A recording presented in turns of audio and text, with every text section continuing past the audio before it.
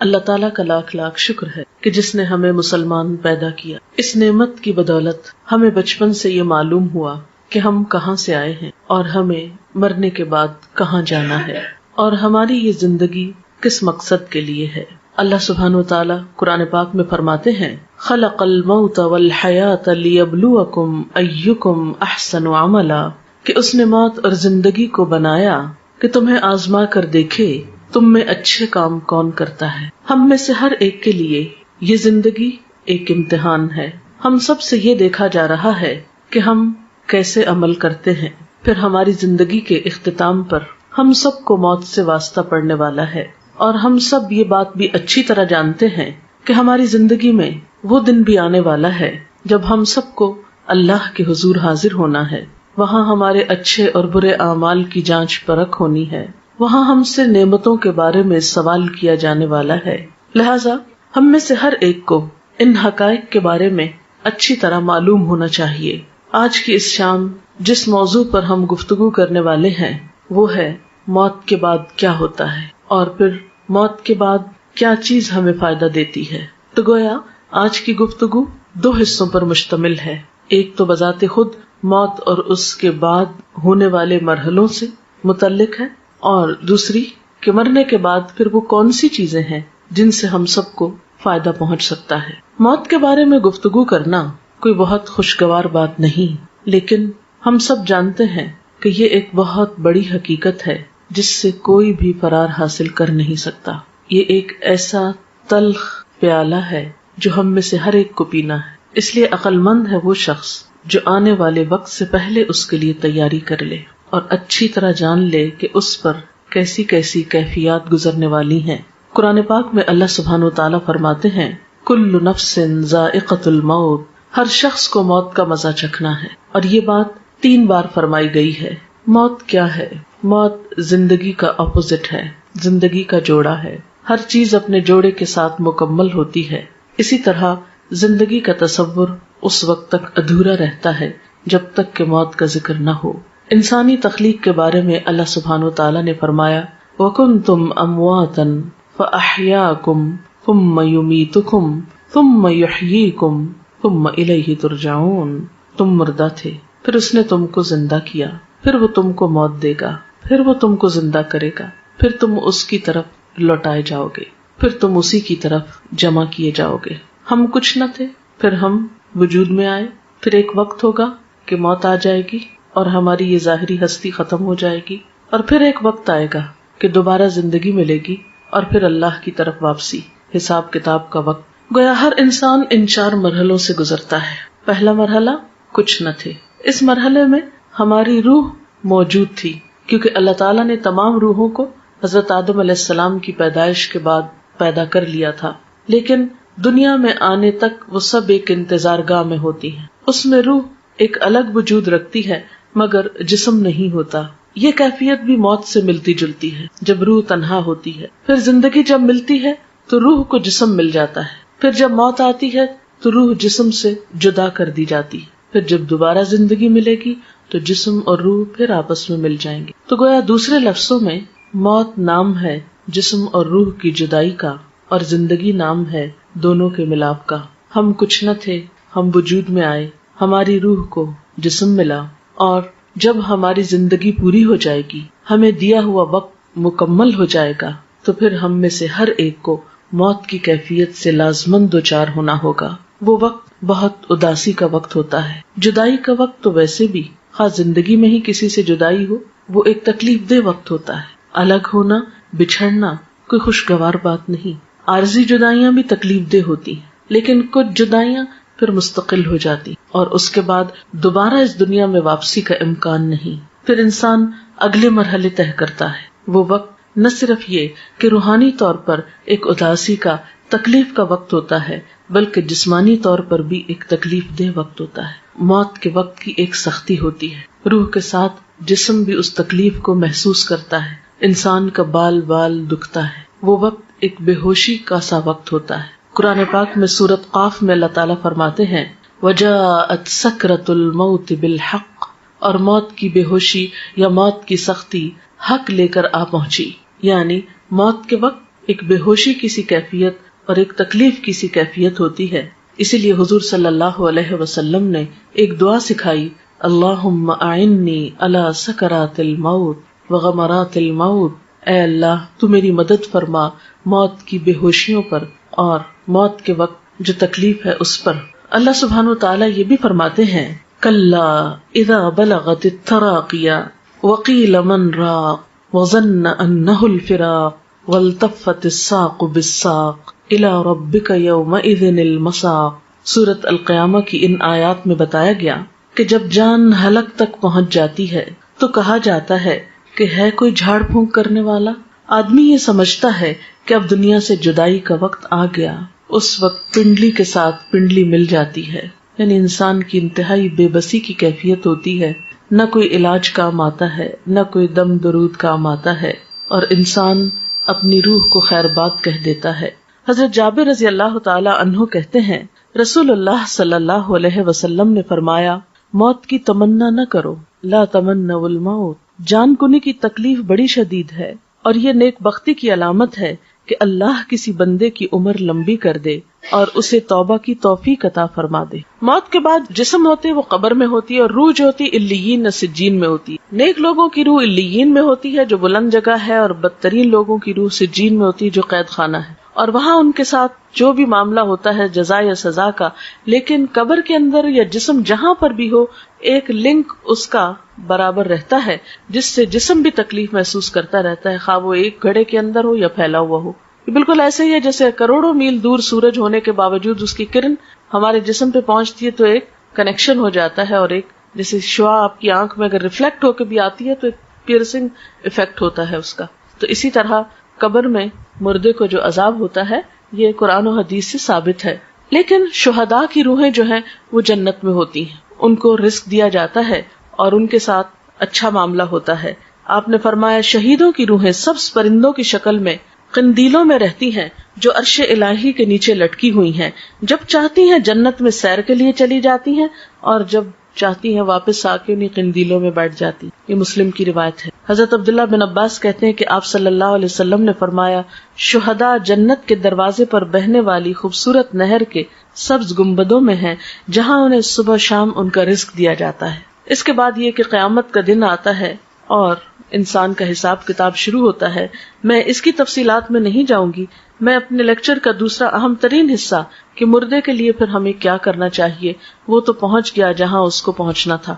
ان احادیث کی روشنی میں اور قرآنی آیات کی روشنی میں زیادہ بڑا فرق جو ہے وہ مسلم اور کافر کا ہے. اور ایک چیز بیچ میں منافق کی بھی آتی اور برے اعمال کی بھی آتی. بہرحال قیامت کے دن انسان کی شکلوں صورتوں کو، اس کے مال کو، پراپرٹی کو، جائیداد کو، اس کی ذہانت اور اس کی ڈگریوں کو، سرٹیفکیٹس کو نہیں دیکھا جائے گا. اس کی نیت دیکھی جائے گی، اس کا اخلاق اور اس کے اعمال اور اس کا کردار دیکھا جائے گا کہ اس نے اللہ تعالیٰ کی پسند کے کتنے کام کیے. مثلاً ایک شخص زبان کھولتا ہے اور غلط باتیں کرتا ہے، جھوٹ بولتا ہے، الزام تراشی کرتا ہے اور ساتھ نماز بھی پڑھتا ہے. ایک شخص شہید ہو رہا ہے اور ساتھ والدین کی نافرمانی وہ کرتا ہے.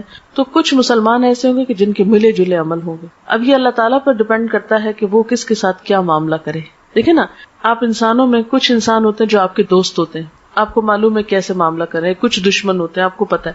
کچھ بیچ کے لوگ ہوتے ہیں، پھر وہ اللہ کی مرضی جس کیٹیگری میں ان کو رکھے. لیکن بہرحال نبی صلی اللہ علیہ وسلم نے جب صحابہ کرام کے سامنے ان سب باتوں کا ذکر کیا تو صحابہ کرام ایک موقع پر اتنا روئے کہ سب نے اپنے منہ پہ کپڑے ڈال لیے اور سسکیاں لے لے کر روئے.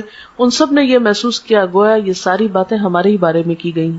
لیکن جب ہمیں اس طرح کی کوئی بات سنائی جائے تو ہم کہتے ہیں نہیں یہ تو کافر کی بات ہے، منافق کی بات ہے، ہم تو کلمہ پڑھتے ہیں اس لیے ہم پہ کوئی اثر نہیں. لیکن ٹھیک ہے ہم کلمہ پڑھتے ہیں، لیکن یہ بھی دیکھنا چاہیے کہ کلمے کی تصدیق کتنی کرتے ہیں، اس کو سچا کتنا مانتے ہیں، اور اللہ تعالیٰ کو بڑا کتنا مانتے ہیں، اس کی اطاعت کتنی کرتے ہیں. یہ بات بھی ہم سب کو سوچنے کی ہے. بات یہ ہے کہ عمل سے ہی انسان کی زندگی بنتی ہے اور اللہ تعالیٰ بھی انسان کے عمل کو دیکھتا ہے. اس لیے ہم سب کو یہ دیکھنا چاہیے کہ ہم نے اپنی آخرت کے لیے کیا تیار کر رکھا ہے. جیسے کہ قرآن پاک میں آتا ہے وَلْتَنْظُرْ نَفْسٌ مَا قَدَّمَتْ لِغَدٍ، چاہیے کہ ہر شخص دیکھے اس نے اپنے کل کے لیے کیا تیاری کی ہے. سورۃ یاسین میں بھی اللہ سبحانہ وتعالیٰ فرماتے ہیں اِنَّا نَحْنُ نُحْيِي الْمَوْتَى وَنَكْتُبُ مَا قَدَّمُوا وَآثَارَهُمْ وَكُلَّ شَيْءٍ أَحْصَيْنَاهُ فِي إِمَامٍ مُبِينٍ، کہ یقیناً ہم مردوں کو زندہ کریں گے اور ہم لکھ رہے ہیں جو کچھ وہ آگے بھیجتے ہیں اور جو اپنے آثار چھوڑ رہے ہیں، اور ہر چیز کو ہم نے ایک کھلی کتاب میں لکھ رکھا ہے. تو گویا ہر انسان کا نامہ اعمال دو چیزوں پر مشتمل ہے، ایک وہ جو اپنی زندگی میں کام کرتا ہے اچھے یا برے، دوسرے وہ جو اس کے بعد اس کے نام پر یا اس کو دیکھ کر لوگ کرتے ہیں. مثلاً اس کے جتنے بھی آثار ہیں، آثار سے مراد نشانیاں ہوتی ہیں، اثر کی جمع ہے. بچے اس کی نشانیاں ہیں، یا اس کا علم اس کی ایک نشانی یا علامت ہے، یا اور اس کے کچھ اچھے اعمال. ایسے اعمال کا اس کو بعد میں بھی بونس ملتا رہتا ہے، اجر ملتا رہتا ہے، لیکن نئے عمل کرنے کا وقت ختم ہو جاتا ہے. اس لیے ہم دیکھتے ہیں کہ نبی صلی اللہ علیہ وسلم نے فرمایا مرنے کے بعد انسان کے اعمال کا سلسلہ منقطع ہو جاتا ہے سوائے تین چیزوں کے جن کا ثواب میت کو پہنچتا رہتا ہے. نمبر 1 صدقہ جاریہ کرنا، نمبر 2 لوگوں کو فائدہ دینے والا علم، نمبر 3 نیک اولاد جو میت کے لیے دعا کرتی ہے. تو گویا انسان کے آثار میں تین چیزیں ہیں. ایک تو یہ کہ زندگی میں انسان ایسی جگہ اپنے ہاتھ سے پیسہ لگا جائے کہ جس سے لوگوں کو فائدہ پہنچے، سے کوئی کنواں کھدوا دیا، یا کوئی اسکول بنوایا، کوئی ہاسپٹل بنوایا، یا کوئی اور اچھا کام کیا. دوسرا یہ کہ کسی کو کوئی تعلیم دے جائے، کچھ سکھا جائے، کوئی اچھی بات بتا جائے اور وہ اس پر عمل کرے. اور تیسری یہ کہ نیک اولاد جو اچھی تربیت والدین کرتے ہیں تو اس پر جو کچھ وہ نیک اولاد کام کرے گی وہ والدین کے لیے اجر و ثواب کا باعث ہوگی. حضرت انس کہتے ہیں کہ میں نے نبی صلی اللہ علیہ وسلم سے سنا، آپ فرماتے ہیں دوست تین قسم کے ہوتے ہیں، یعنی فرینڈز کی تین قسمیں. ایک دوست تم سے کہتا ہے میں تمہارے ساتھ رہوں گا یہاں تک کہ تم قبر میں پہنچ جاؤ. ایسا آدمی جب قبر میں پہنچتا ہے تو وہ دوست اس کا ساتھ چھوڑ دیتا ہے. دوسرا دوست وہ تم سے کہتا ہے تمہارا بس اتنا حصہ ہے جتنا تم نے غریبوں کو دیا، اور جو کچھ تم نے نہیں دیا اپنے پاس رکھا وہ تمہارا نہیں. اس دوست کا نام مال ہے. یعنی ایک انسانی دوست ہے جو زندگی میں ساتھ دیتا ہے، مرنے پہ ساتھ چھوڑ جاتا ہے. دوسرا مال ہے جو اگر تو اچھے کاموں میں لگا دیا جائے، دوسروں پہ خرچ کیا جائے تو بعد میں بھی کام آئے گا، اور اگر صرف اپنی ذات پر خرچ کر دیا اور اپنی خواہشات کے پورا کرنے پر تو اس سے کیا ہوگا، وہ بعد میں کام نہیں آئے گا.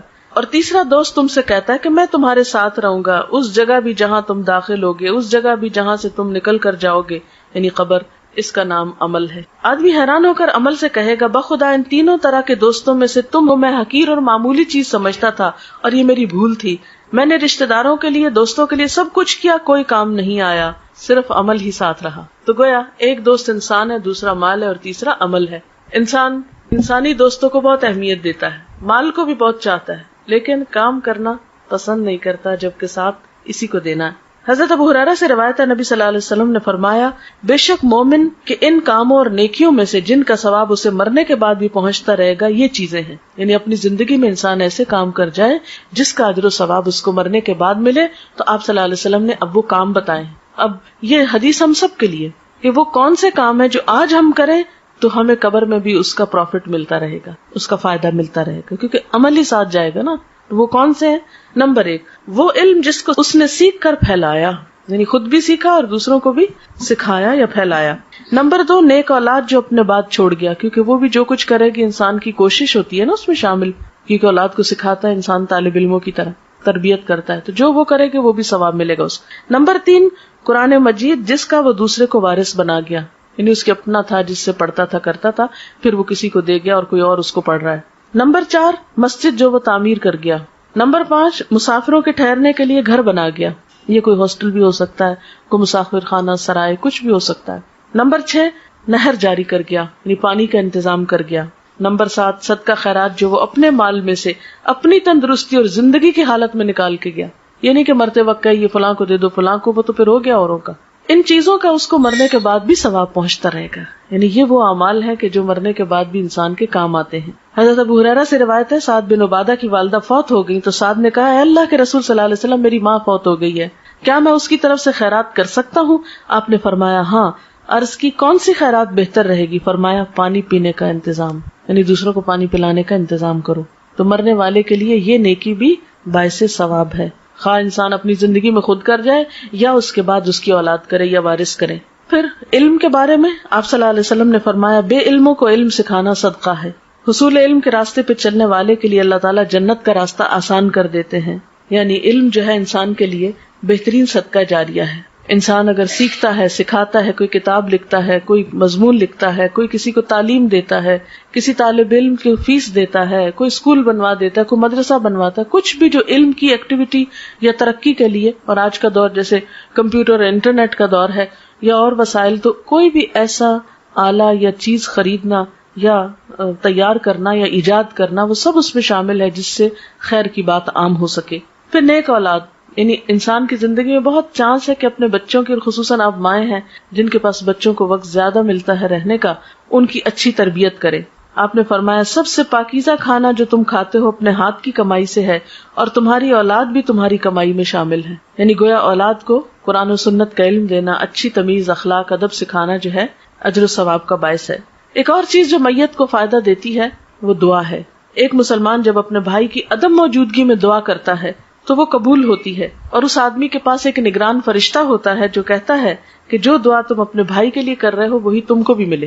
پھر اسی طرح ایک حدیث میں آتا ہے کہ قبر میں میت کی مثال ڈوبنے والے اور فریاد کرنے والے کی طرح ہوتی ہے، جو اپنے ماں باپ یا بہن بھائی یا کسی دوست کی دعا کا منتظر رہتا ہے، اور جب وہ اسے پہنچتی ہے تو دنیا کی ہر چیز سے زیادہ پیاری اس کو وہ دعا ہوتی ہے جو دوستوں کی طرف سے اس کو ملتی ہے یا اولاد کی طرف سے. آپ صلی اللہ علیہ وسلم نے فرمایا بے شک اللہ تعالیٰ اہل دنیا کی دعا سے اہل قبور کو پہاڑوں کے برابر اجر عطا کرتا ہے. یعنی ہماری دعائیں مردوں کے حق میں کیسے ثابت ہوتی ہیں؟ جیسے پہاڑ جتنا تحفہ، جو معمولی چیز نہیں ہے کسی مرنے والے کے لیے دعا کرنا. مردوں کے لیے زندوں کی طرف سے بہترین تحفہ ان کے لیے استغفار کرنا، یعنی ان کی بخشش کی دعا کرنا. اور وہ دعا کیا ہے؟ اللہم اغفر لہ وارحمہ وعافہ واعف عنہ واکرم نزلہ ووسع مدخلہ واغسلہ بالماء والثلج والبرد ونقہ من الخطایا کما ينقى الثوب الابيض من الدنس اللهم ابدله دارا خيرا من داره واهلا خيرا من اهله وزوجا خيرا من زوجه اللهم ادخله الجنة واعذه من عذاب القبر ومن عذاب النار. تو یہ مسنون دعا ہے جو آپ صلی اللہ علیہ وسلم مردے کے لیے پڑھتے تھے. ہم سب کو بھی اپنے والدین کے لیے اور دیگر رشتہ داروں کے لیے یا دوستوں کے لیے جو دنیا سے چلے جائیں یہی دعا کرنی چاہیے.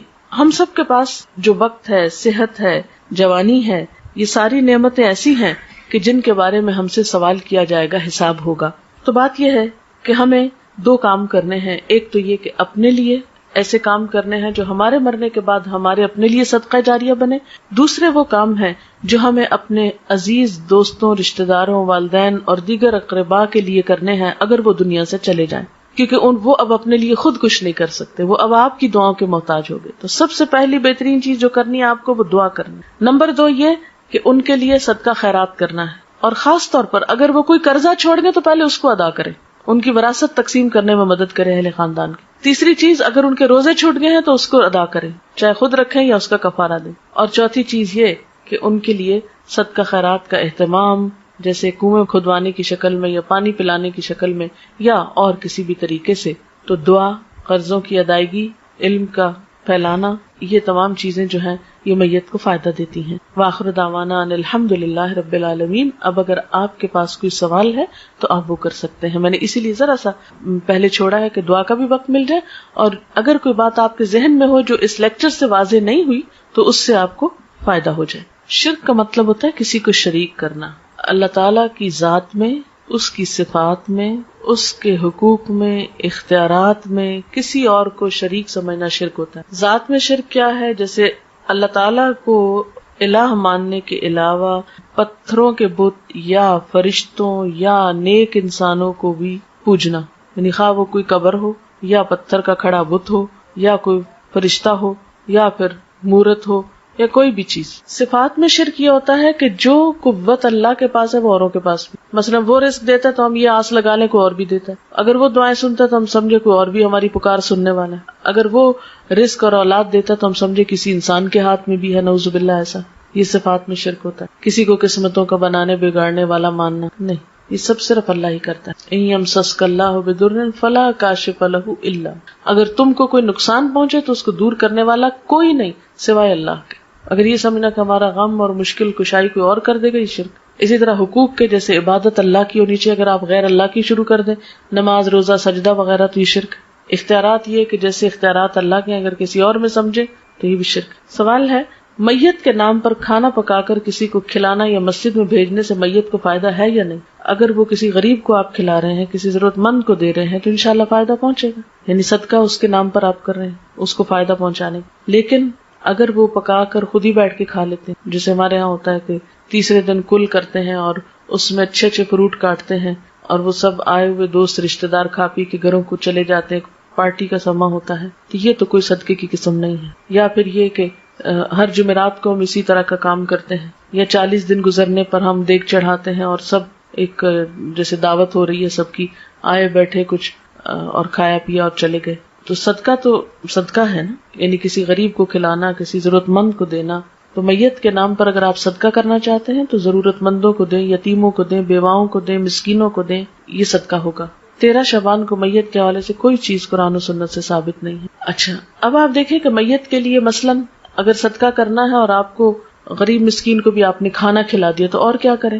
کسی کو پڑھا دیں، کسی بچے کی فیس دے دیں، اور نیت یہ کر لیں کہ اس کا ثواب میت کو پہنچے۔ کوئی اسکول بنوا، آپ دیکھیں ہمارے اسکولوں میں لائٹ نہیں ہوتی، بیٹھنے کو کرسیاں نہیں ہیں بچوں پہ، اور اسی طرح عمارت نہیں ہے سر پہ۔ پاکستان میں کتنے اسکول ایسے ہیں جن کی چھتیں ہی نہیں ہیں، اوپن میں اسکول ہو رہے ہیں۔ تو یہ علم جو ہے یہ فرض ہے مسلمانوں پر حاصل کرنا، طلب العلم فریضۃ علی کل مسلم۔ اس فرض کی ادائیگی میں اگر آپ کوئی بھی چیز میت کے لیے کرتے ہیں تو اس کا بھی فائدہ ہے۔ اور ابھی تو مردے کی حالت میں نے بتائی ہے کہ یا تو نیک ہوگا اور یا بد ہوگا۔ تو اب اگر ایک شخص سزا میں مبتلا ہے وہاں، تو آپ کا کیا خیال ہے وہ عید کر رہا ہوگا؟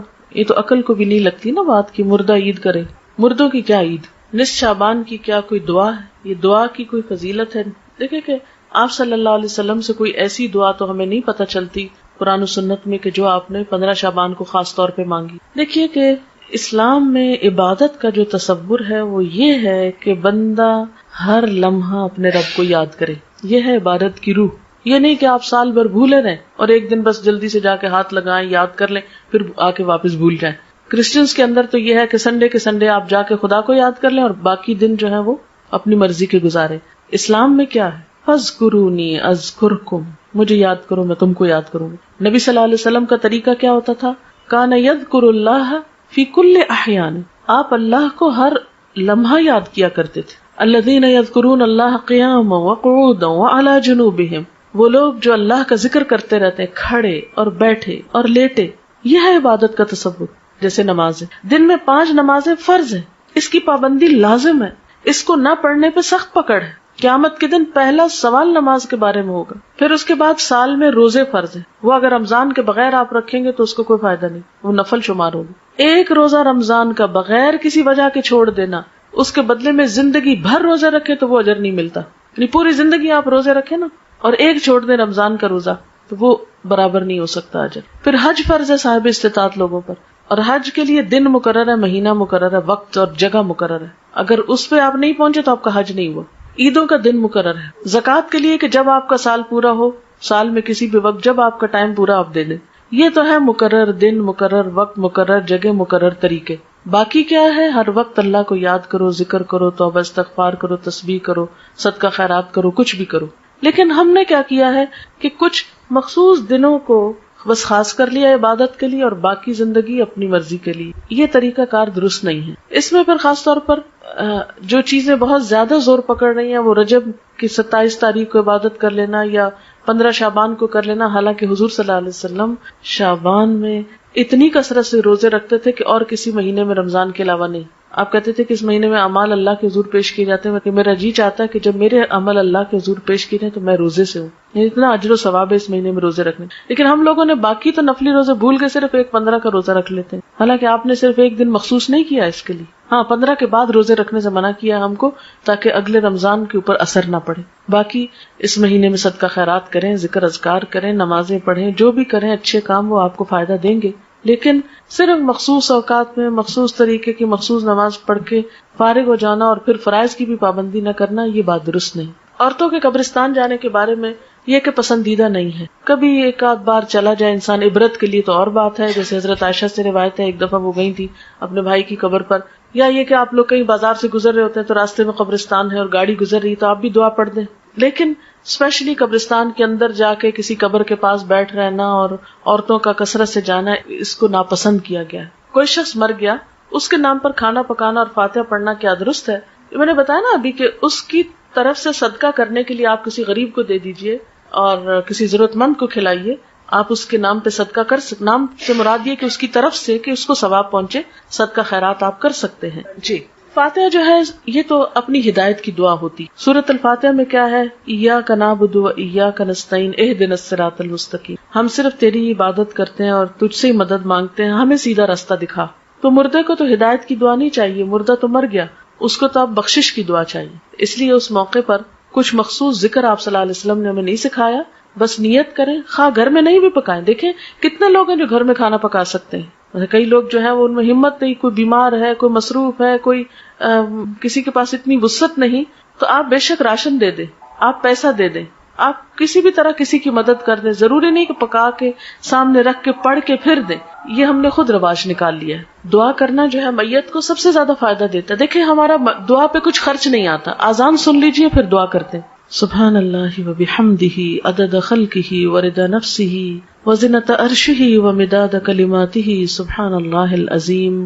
اللہم صل علی محمد وعلی آل محمد کما صلیت علی ابراہیم وعلی آل ابراہیم انک حمید مجید. اللہم بارک علی محمد وعلی آل محمد کما بارکت علی ابراہیم وعلی آل ابراہیم انک حمید مجید. ربنا آتنا فی الدنیا حسنۃ وفی الآخرۃ حسنۃ وقنا عذاب النار. ربنا لا تزغ قلوبنا بعد اذ ہدیتنا وہب لنا من لدنک رحمہ انک انت الوہاب. ربنا ہب لنا من ازواجنا وذریاتنا قرۃ اعین واجعلنا للمتقین اماما. ربنا لا تؤاخذنا ان نسینا او اخطأنا. ربنا ولا تحمل علينا إصرا كما حملته على الذين من قبلنا. ربنا ولا تحملنا ما لا طاقة لنا به واعف عنا واغفر لنا وارحمنا أنت مولانا فانصرنا على القوم الكافرين. یا اللہ پاک جو کچھ ہم نے پڑھا ہے سنا ہے اپنی رحمت سے اسے قبول فرما. یا اللہ جو باتیں آپ کی مرضی کے مطابق ہوئی ہیں، آپ کو پسند آئی ہیں، ہم سب کو اس پر عمل کی توفیق عطا فرما. اگر کوئی بات بھولے سے زبان سے ایسی نکلی ہے جو آپ کو پسند نہیں آئی تو ہم سب کو اس سے دور کر دے. یا اللہ تو ہمارے گناہوں کو معاف کر دے، ہمیں ہدایت عطا فرما، ہمیں ان کاموں کی توفیق دے جن سے تو راضی ہو جائے. اللہ ہمیں اپنی محبت عطا کر دے، اپنے حبیب محمد صلی اللہ علیہ وسلم کی محبت عطا کر دے، نیک بندوں کی محبت عطا کر دے. یا رب العالمین تو ہمارے گناہوں کو معاف کر دے، ہماری کوتاہیوں سے اور سستی سے درگزر فرما. یا اللہ تو ہمیں اس زندگی میں ان کاموں کی توفیق دے جن سے تو راضی ہو جائے. اللہ ہمارے والدین پر اپنی رحمت فرما.